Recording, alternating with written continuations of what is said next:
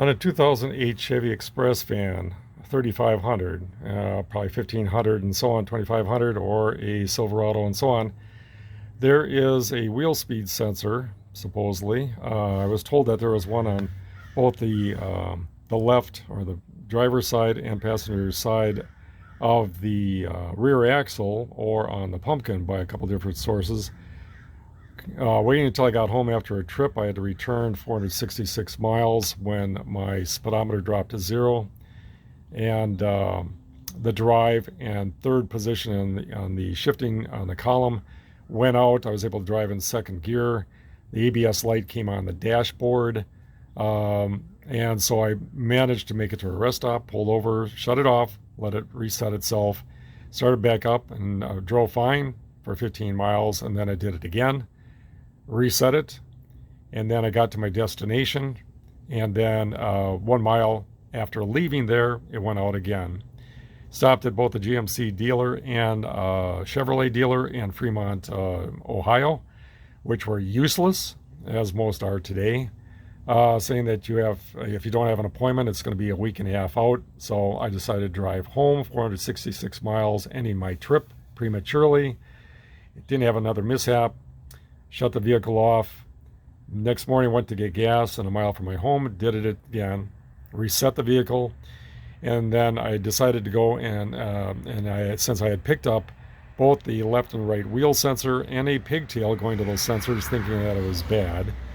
I got up underneath the vehicle, did not find any kind of electrical wire going to the backing plates of both the driver and passenger side, nor on the differential.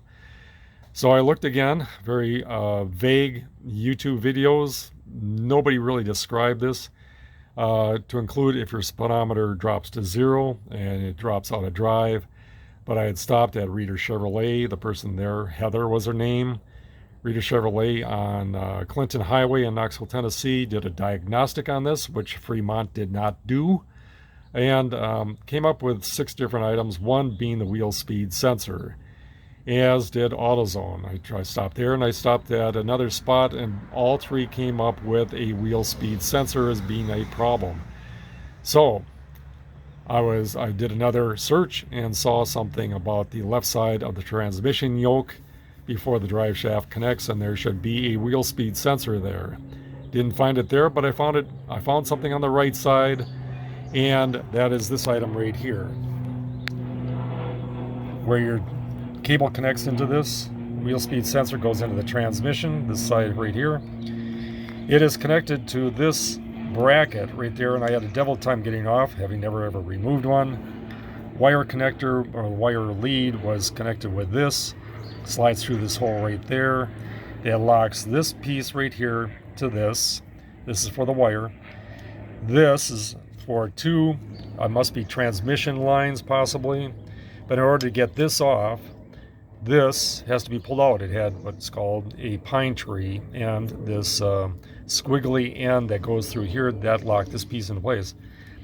This bracket actually is held to the transmission with an 11 millimeter head bolt, that long.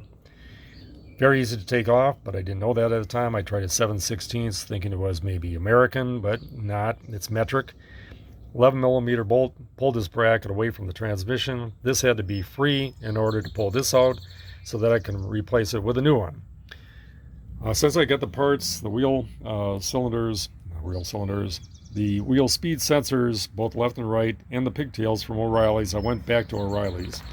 Napa, Auto, Zone, Advance has these, but in this case, this is a standard part number SC130. This is the new one. Comes with a bracket. It's $34.99. I'm sure AC Delco is twice as expensive, maybe not. But this, I'm going to be reusing this plastic part there to clamp the 2 lines on. I'm going to be using a zip tie, since I do not have this. This one is, in order to get it off, of course the threads are shot. Should be no problem holding the line into place with this. So I'm going to be crawling up underneath.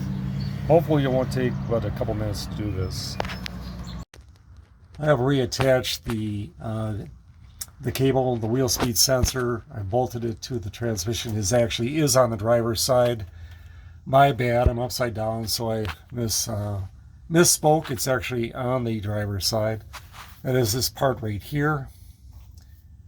I use a zip tie to hold it into place. You can see this upper clip, if you can see through here, it's a little hard to tell.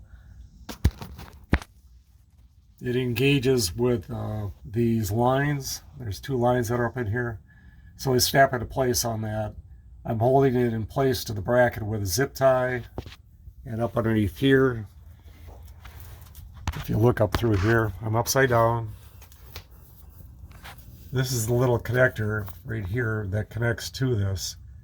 The wheel speed sensor is mounted to this bracket in the correct orientation so that you can snap the connector back into place and it avoids the heat of the exhaust and so on.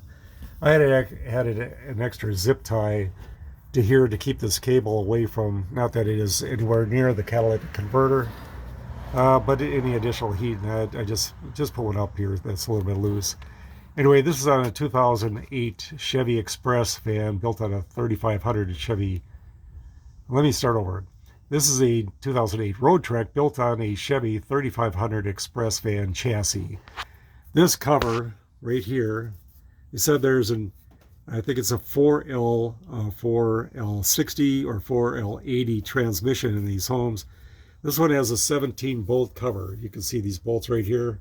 If you go all the way around, there would be 17 of the bolts on here. So anyway, I'm done with this. I'm going to see whether or not my fix has corrected the problem. Okay, I'm down off the blocks after putting the wheel speed sensor on. And I didn't expect that the ABS light would come on. I will be taking a drive here in about 20 minutes, hitting up to 70 miles an hour and see whether or not it comes on or whether or not a code still presents. I'm going to put my scan tool on there and see what actually surfaces this time around.